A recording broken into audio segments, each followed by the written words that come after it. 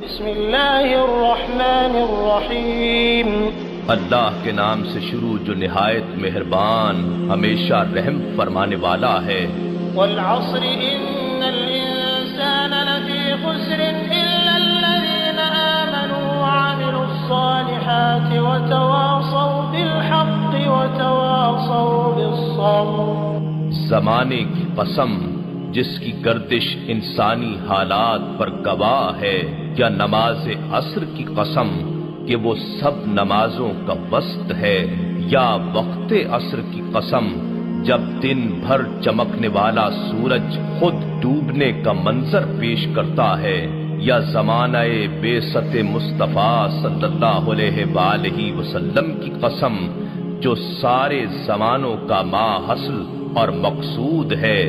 بے شک انسان خسارے میں ہے کہ وہ عمر عزیز گوا رہا ہے،